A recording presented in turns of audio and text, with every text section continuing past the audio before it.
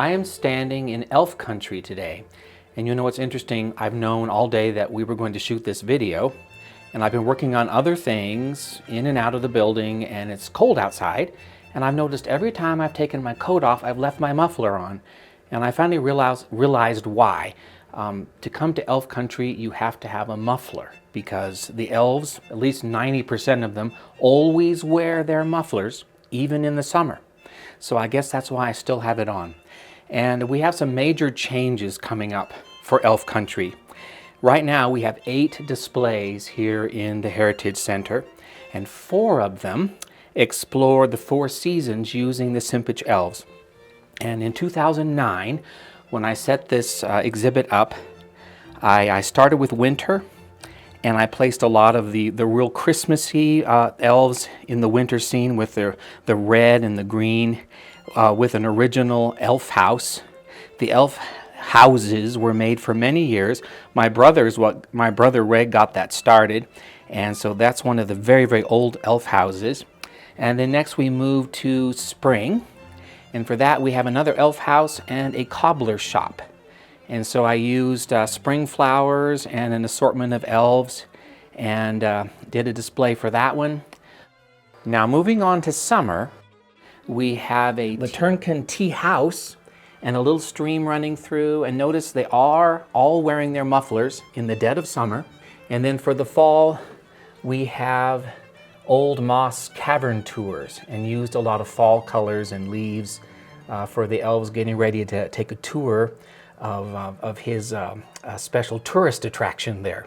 Now above the 4 seasons, we have some supplementary scenes that I set up back in 2009, and I wanted to showcase or highlight some special features that my dad in particular worked out for the Simpich dolls and for the Simpich elves.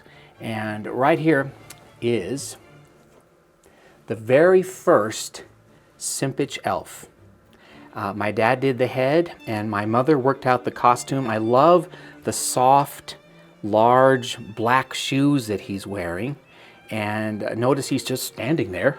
I think it sparked my dad's imagination very quickly that maybe the elves could be doing lots of very interesting things. He wanted to free them up off of the stand, and he worked out a very large cast brown shoe, and those came into existence very shortly after 1959, so that the elves could be standing out on their own regardless of where they were located. Some other features in these upper displays: this is a wooden Simpich elf, very rare. The Henri Collectible Company asked my dad to design some elves for them, and they work almost exclusively with wood figures. And they asked my dad to design a sculpture that they could reproduce in wood. But I guess this is a very interesting process to me. They actually asked him to do a large sculpture, and this is the original right here. He's sculpted out of Super Sculpey, which is a marvelous plastic clay that my parents used for the dolls for many years to design the originals, and I also used them to design my marionettes. And so he sculpted this figure that was baked in the oven, and then they were able to work out very special instruments that would actually run over the sculpture and be able to carve a piece of wood into my dad's design.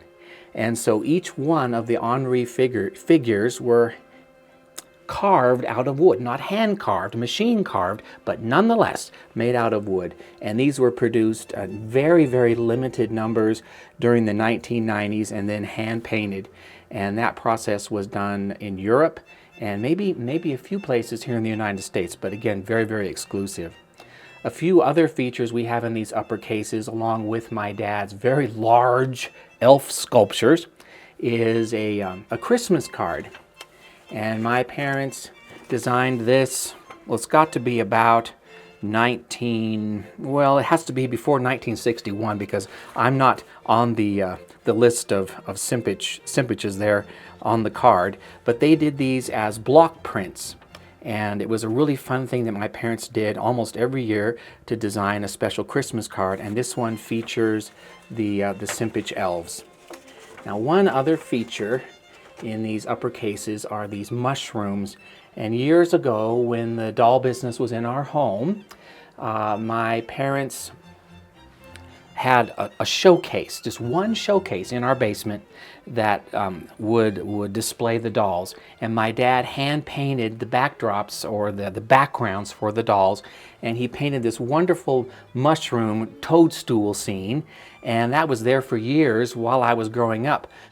Now, in this case, we have a very special painting that my dad did. You know, I think the elves really inspired my dad.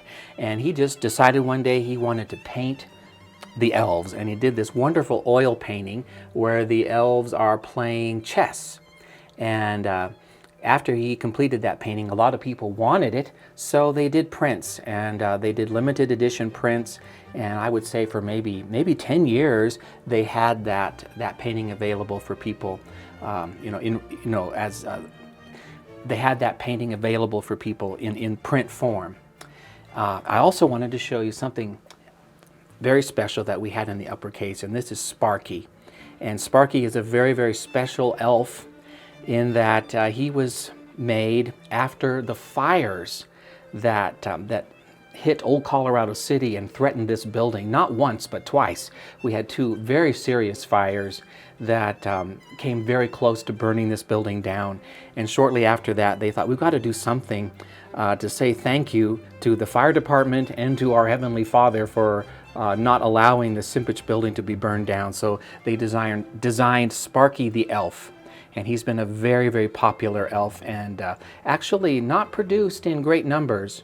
But the slightly bittersweet news is that these upper cases are going to be removed permanently from Elf Country because we are in the process of redesigning this area of the museum where people will be able to see the end of the exhibition or the end of the exhibits, and then we'll have a special retail area. So we're moving things around, and unfortunately, in order to have room, the upper elf displays are going to be permanently retired.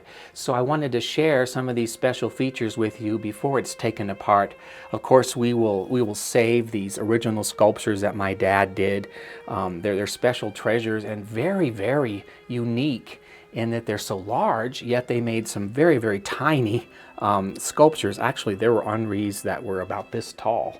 So they made them, they could really do them lots of different sizes. So it's all going to be packed up for the time being.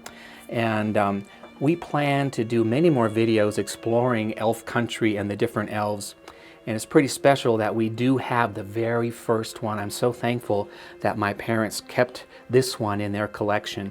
And you know, he eventually was designed as the twig elf.